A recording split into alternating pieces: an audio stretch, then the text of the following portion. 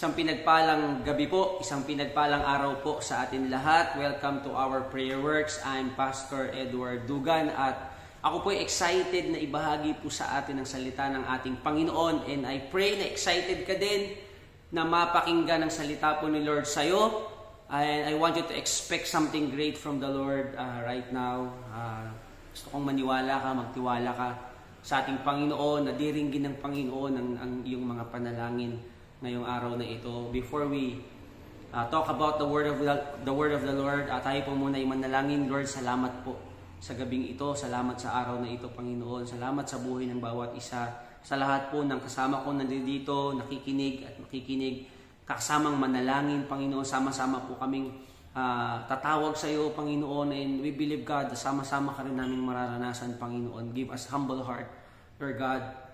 Malaya ka pong kumilos sa aming Panginoon, Banal na Espiritu ng Diyos, sa aming kalagitnaan, at patuloy mo kaming baguhin, iparanas sa amin ng iyong kapangyarihan. Ito ang aming panalangin sa pangalan ni Jesus.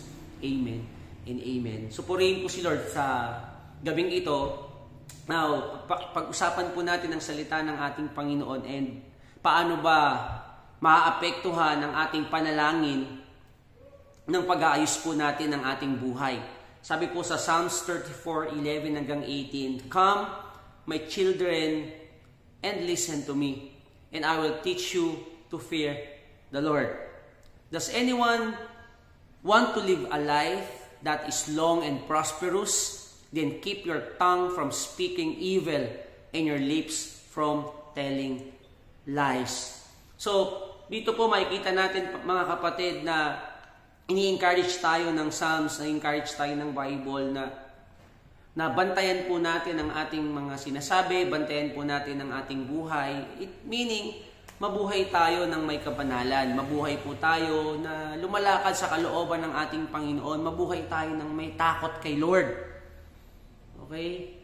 Mabuhay tayo ng may takot kay Lord. Alam niyo po, ito lang ang takot na tanging aayos ng buhay natin. Liban dito, mga kapatid, we all know that fear can paralyze us.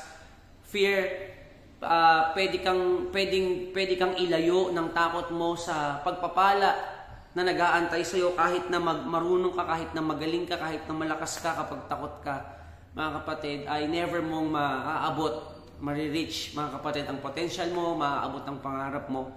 But yung fear of the Lord, okay, ay tinuturuan tayo, tinutulungan tayong mabuhay nang naaayon sa kalooban ng ating Panginoon. And para daw po tayo ay mabuhay ng mahaba, mabuhay ng pinagpala, mga kapatid, ay tinuruan tayo ng Bible na ingatan natin, bantayan natin ang ating sinasabi, bantayan at ingatan natin ang ating ginagawa.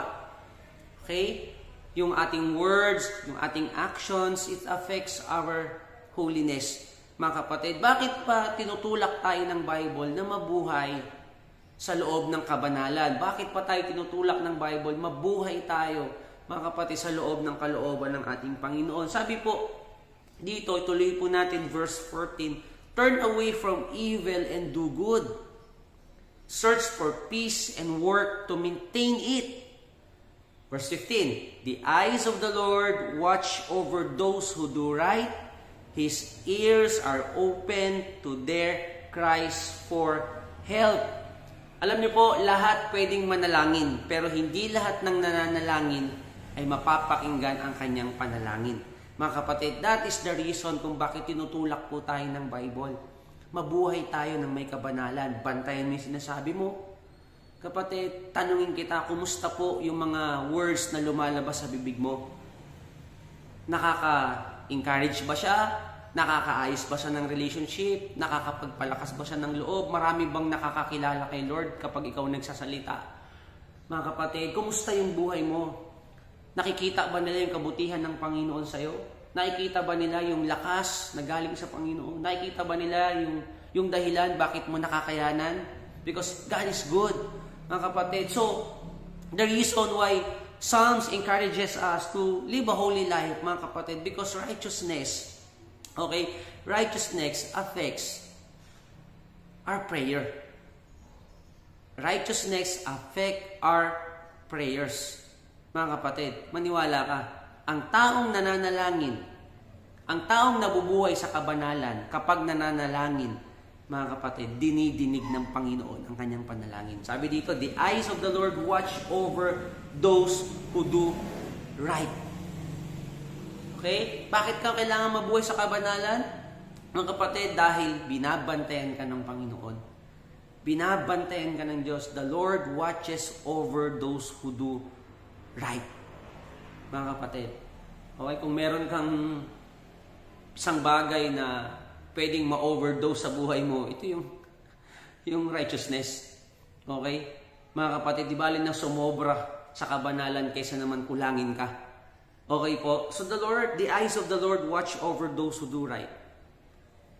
Hindi po sa lahat ng pagkakataon ay kaya kang bantayan ng mga taong nagmamahal sa'yo at inaasahan mo.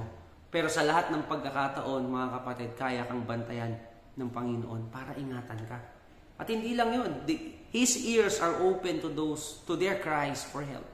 Mga kapatid, when we live in righteousness, God listen to our prayers. God listen to our prayers. Kaya nga, mga kapatid, di ba, kung mayroon kang panalangin na gustong maranasan sa Panginoon, gusto mong mapakinggan ng Panginoon ang iyong panalangin, bago ka manalangin, mga kapatid, ayusin po muna natin yung ating buhay. Ayusin natin. Okay po, of course, none of us are perfect, mga kapatid. What I'm talking about is alamin natin yung kalooban ng Panginoon. Hindi pwedeng tawag lang tayo ng tawag sa Diyos. Okay, hindi pwedeng gusto mong pakinggan ka ng Diyos tapos ikaw hindi ka naman nakikinig sa Kanya, mga kapatid. Unawahan po natin yon. So again, the Bible teaches us to live a holy life. Bakit, mga kapatid? Because the eyes of the Lord watches over those who do right. Maniwala ka, mga kapatid, pinakamaganda at magaling na bantay, walang iba kundi ang ating Panginoon. A lot of us experience, alam mo yon, may mga pagkakataon na may mga ilang beses na tayong nakaligtas sa accident because the eyes of the Lord watches over you. And His ears are open to their cries for help. Mga kapatid, ang sarap mabuhay sa kabanalan. Bakit? Sure kang meron kang hihingian ng tulong. 16, but the Lord turns His face against those who do evil. Tayo niyo po, kaya hindi lahat ng nananalangin pakikinggan ng panalangin. He will erase their memory from the earth. But verse 17, the Lord hears His people when they call to Him for help. He rescues them from all their troubles. The Lord is close to the brokenhearted. He rescues those whose spirit are crushed. Mga kapatid, alam niyo po, ang wicked kapag na-crush, ang wicked kapag dumaan sa problema, ang wicked kapag dumaan sa pagsubok, mga kapatid, walang malalapitang Diyos. But when the righteous experience broken-hearted, they experience broken spirit, mga kapatid, andyan ang Diyos para umalalay sa kanila. So mga kapatid, ngayong gabing ito, I wanna encourage everyone, kahit na mahirap, kahit na pinagtatawanan ka, kahit na nasasaktan ka, kahit na pinagtitiisan mo, pursue righteousness because it affects your prayer. Pursue righteousness because when you practice righteousness, the eyes of the Lord is upon you.